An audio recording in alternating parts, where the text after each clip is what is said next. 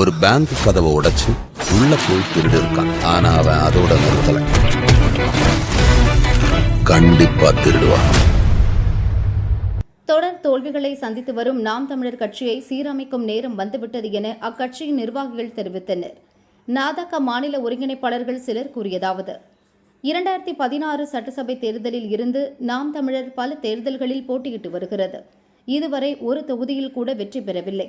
சென்ற லோக்சபா தேர்தலில் 8% ஓட்டுகளை பெற்று மாநில கட்சியாக அங்கீகாரம் பெற்றது. தேர்தலுக்கு தேர்தல் கட்சி வளர்ச்சி அடைவது போல் இருந்தாலும் அதன் கட்டமைப்பில் சரிவை சந்திக்கிறது.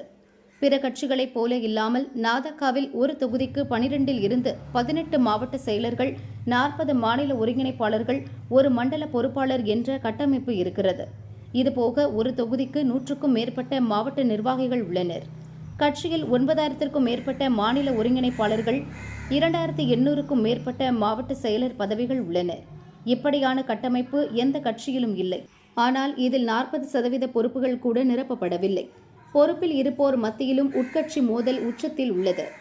மாவட்ட நிர்வாகிகளுக்கு எவ்வித அதிகாரமும் இல்லாததால் நாதக வலுவாக இருக்கும் டெல்டா மற்றும் தென் மாவட்டங்களில் கூட ஓரளவுக்கு மேல் கட்சியால் வளர முடியவில்லை. நடந்து முடிந்த தேர்தலில் பல தொகுதிகளில் வேட்பாளரும் மண்டல பொறுப்பாளரும் மட்டும்தான் வேலை செய்தனர்.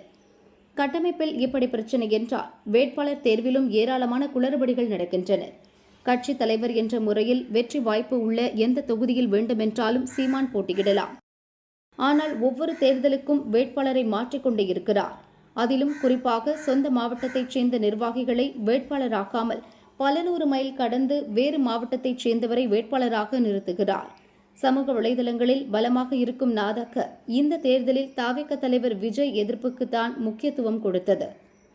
அதனால்தான் திமுக அதிமுகவுக்கு மாற்று நாதக தான் என்று நம்பி ஓட்டு போட்டவர்களை தக்க வைக்க முடியவில்லை. குறிப்பாக தன்னை தவிர கட்சியின் முகங்களாக மாவட்டத்துக்கு ஒருவரை கூட சீமான் வளர்த்து விடவில்லை. எல்லா இடங்களுக்கும் தன்னால் வர முடியாது என்ற கள நிலவரத்தை புரிந்து கொண்டு அடுத்த கட்ட தலைவர்களை உருவாக்க வேண்டும். இவற்றையெல்லாம் தாண்டி உள்ளாட்சி தேர்தலை சீமான் கண்டுகொள்வதே இல்லை. உள்ளாட்சி கட்டமைப்பில் இருந்தே கட்சிக்கு மக்கள் பிரதிநிதிகளை உருவாக்கி வலுப்படுத்தினால்தான் ஓட்டு வங்கியை நிலைநிறுத்த முடியும். எனவே இந்த தேர்தல் முடிவை அடிப்படையாக வைத்தாவது கட்சியின் கட்டமைப்பில் மறுசீரமைப்பை உடனடியாக எடுக்க சீமான் முன்வர வேண்டும் என்றனர்.